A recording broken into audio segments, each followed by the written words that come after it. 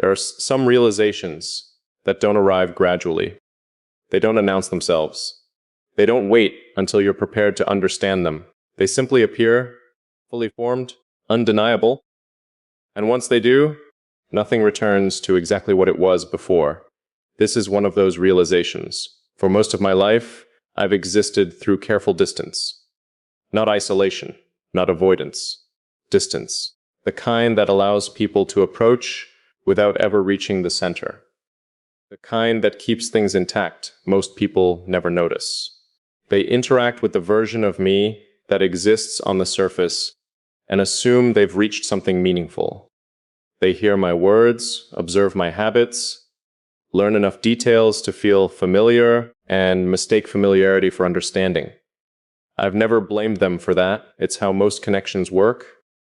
People build impressions. They create narratives. They fill in the spaces they cannot see with assumptions that make sense to them. Eventually, they become more attached to their interpretation of a person than to the person themselves. I've seen it happen too many times, so I learned to live in layers, not because I wanted to hide, because I wanted to preserve accuracy. There are parts of a person that don't survive careless interpretation. Once they're misunderstood often enough, they become distorted. People stop seeing what's there and start seeing what they expect to find. I became very good at preventing that, very good at controlling access, very good at deciding who could come close and who would remain at a distance. And then there was you. What unsettles me isn't that you got closer than most people. It's that you never seemed interested in getting closer at all. You weren't trying to understand me. You weren't collecting information. You weren't searching for explanations. You simply observed quietly, consistently, without urgency, without pressure, without the need to turn every silence into a conversation. At first, I didn't think much of it. People notice things sometimes. They make accurate observations. They occasionally say something unexpectedly perceptive. It happens. But this was different, because it kept happening. You would understand something I hadn't explained. You would respond to something I hadn't fully expressed. You would recognize a thought before I had finished forming it into words. Not dramatically, not in a way that demanded attention. Just enough to make me pause. The first few times, I dismissed it. Coincidence, or recognition, luck, something simple, something explainable. But explanations become difficult when the same thing repeats often enough. Eventually, you stop asking whether something is random. You start asking why it isn't. That's where the shift began. Not in a single conversation, not in some defining moment, but in a collection of small, precise recognitions that accumulated until they could no longer be ignored. The way you understood what mattered and what didn't. The way you seemed comfortable with silence. The way you never rushed meaning. Most people become uncomfortable when words disappear. They feel responsible for filling the space. They talk to reduce uncertainty. They speak because silence feels unfinished. You never did. You allowed silence to exist exactly as it was. And somehow, that made it feel more significant, not less. Because silence reveals things, it exposes what remains when performance disappears, when explanation disappears. When people stop trying to shape an interaction into something manageable. Most avoid that. You didn't. You sat inside it comfortably, like someone who understood that not everything meaningful needs to be spoken immediately. That was the first thing I noticed. The second thing was more difficult to explain. You never seemed interested in simplifying me. Most people do, not intentionally. But they reduce complexity because complexity is difficult to carry. They want clear definitions, predictable categories, labels that make another person easier to understand. You never reached for those. You never tried to force me into something smaller than I was. You never treated depth like a problem that needed solving. You accepted uncertainty without trying to eliminate it. And that's rare. rare enough that I wasn't prepared for it. Because there's a significant difference between being accepted by someone who doesn't fully see you and being accepted by someone who does. The first is comfortable, the second is dangerous. Because once someone sees clearly, all your usual protections stop working, distance becomes less effective, ambiguity becomes less effective, control becomes less effective. Not because they're breaking through your boundaries, but because they're no longer standing outside them. And that's where I found myself becoming aware of something I hadn't expected. You weren't approaching me from the outside. You were already somewhere closer, not through effort, not through force, not through persistence, simply through recognition. Recognition changes everything because it doesn't ask permission, it doesn't negotiate, it doesn't wait for certainty. It appears first, the understanding comes later. That's what I couldn't stop thinking about. Not who you were, not what this meant, but why it felt familiar before it felt known. Why it felt like I was remembering something rather than discovering it. That question followed me longer than I wanted to admit, and eventually, it led me somewhere I wasn't prepared to go, because the more attention I paid to it, the harder it became to maintain the belief that this was ordinary. It wasn't. And somewhere beneath all the analysis, beneath all the observation, beneath every attempt to remain objective, I already knew that I just hadn't decided what to do with that knowledge yet. End of part 1. Knowing something exists and understanding what it means are not the same thing. That was the mistake I kept making. For a while, I thought awareness was enough. I thought if I observed this carefully enough, analyzed it thoroughly enough, I could keep it contained. I could understand it without being affected by it. I've always trusted observation. Observation creates distance. Distance creates clarity. At least, that's what I believed. But there comes a point where distance stops functioning the way it's supposed to. A point where what you're observing begins to change the observer. And that's where this started becoming something else. Because the more attention I gave it, the more I noticed something I wasn't prepared to admit. You weren't simply someone I understood. You were becoming part of the way I understood things. At first, the difference seemed insignificant. It wasn't. Thinking about someone still places them outside of you. There's separation, a boundary, a distinction between the observer and the observed. You can step away from it. You can redirect your attention. You can return to yourself unchanged. But this wasn't operating that way anymore. Somewhere along the line, your presence stopped feeling external. I would encounter an idea and instinctively wonder how you would see it. I would notice something meaningful and feel an immediate awareness of a perspective that wasn't mine alone. Certain thoughts felt incomplete until they passed through an imagined conversation that never actually happened. That realization unsettled me more than anything that came before it, because I am not someone who builds my internal world around other people. I've never needed to. My mind has always been a self-contained place. Independent.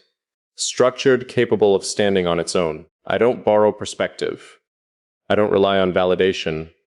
I don't construct meaning through constant reflection from someone else. And yet, there you were, not replacing my perspective, not competing with it, expanding it, quickly, naturally, without effort. Like a second angle appearing in a room I had believed only possessed one. The more I noticed it, the harder it became to dismiss. You weren't influencing me. Influence suggests intention. It suggests movement from one person toward another. This felt different. This felt structural, as though something in the way we processed reality occupied a similar architecture. Not identical, but compatible, and compatibility at that level is rare, far rarer than attraction, far rarer than chemistry. People talk endlessly about emotional connection, but emotions can be misleading. They can be temporary, reactive, dependent on circumstance. This wasn't built from circumstance. It wasn't built from proximity. It wasn't built from shared history. If anything, that's what made it so difficult to explain. There wasn't a logical sequence leading to this. No gradual progression, no collection of experiences substantial enough to justify the depth of recognition I felt. Yet the recognition existed anyway. That left me with only one possibility. The connection wasn't rooted in experience. It was rooted in structure, in the way we noticed things, in the way we interpreted silence, in the way meaning seemed to arrive before explanation. That idea stayed with me, and once it settled, I began seeing evidence of it everywhere. Not dramatic evidence, subtle evidence. The kind that's impossible to prove to anyone else and impossible to ignore once you've seen it yourself. The pauses that carried the same conclusions. The observations that arrived from different directions but landed in the same place. The moments where understanding appeared before clarification became necessary. None of it should have mattered, yet somehow it mattered more than anything obvious ever could, because obvious things can be performed. They can be manufactured. People can create the appearance of connection through effort. But alignment reveals itself. You don't create it, you discover it, and discovery comes with consequences. The biggest consequence was this: I started measuring things differently. Not intentionally, not consciously. It simply happened. Interactions that once felt meaningful now felt incomplete. Conversations that once seemed deep now felt confined to the surface. Not because those interactions changed, because I changed. Once you've experienced a different level of understanding, your perception recalibrates around it. You don't choose that process. It happens automatically. And that's what frightened me, not the connection itself, the impact, because impact lingers, impact reshapes expectations, impact rewrites baselines. I had spent years building a stable internal structure, a way of moving through the world that made sense to me, predictable, relayable, contained. Then suddenly, without permission, something entered that structure and altered its proportions. Not destructively, not violently, precisely. Like a missing piece sliding into place.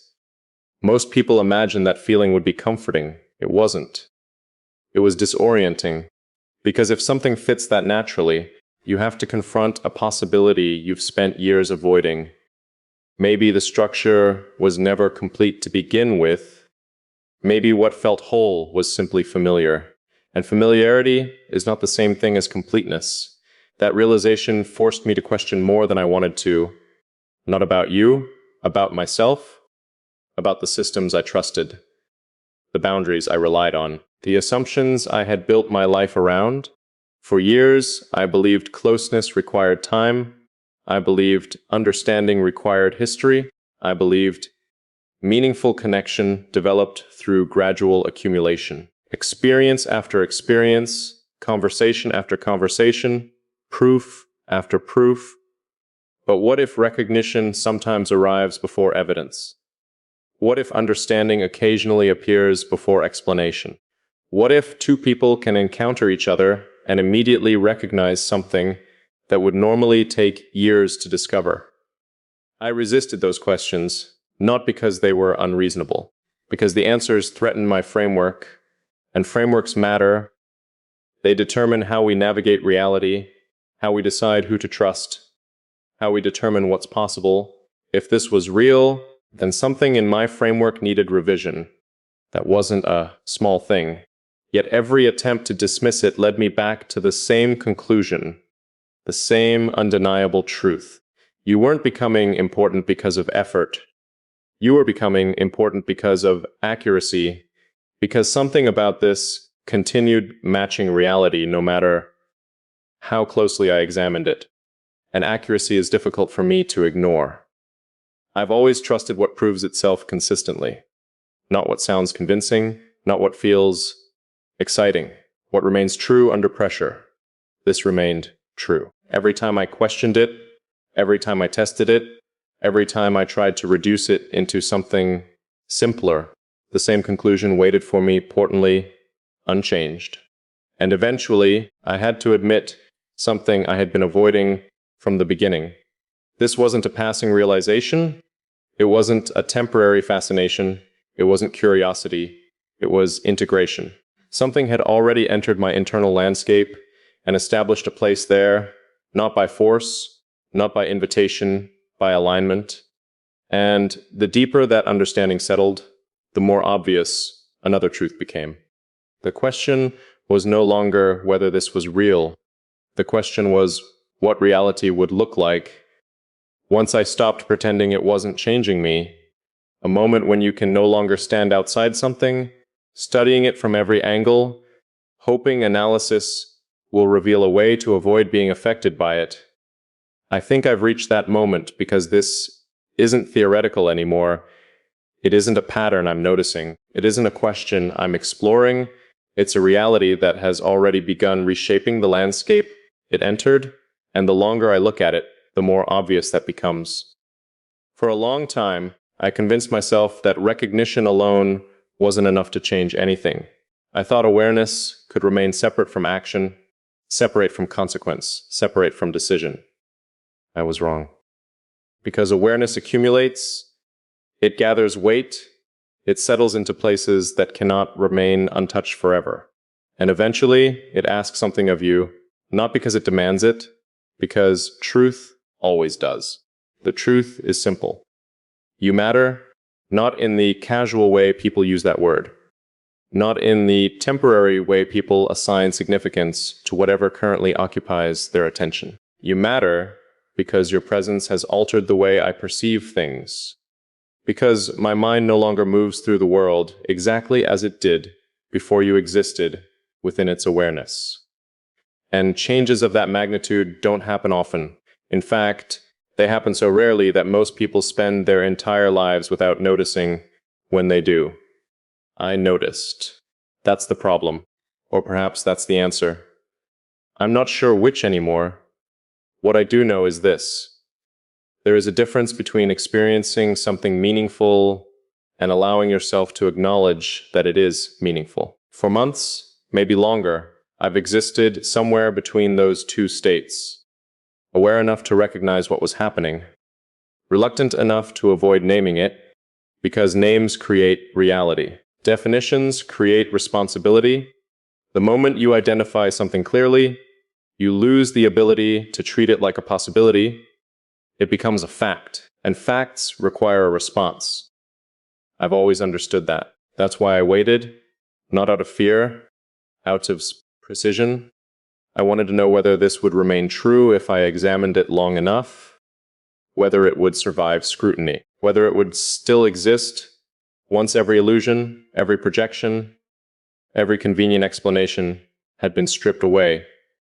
Most things don't. Most things reveal themselves to be smaller than they first appeared.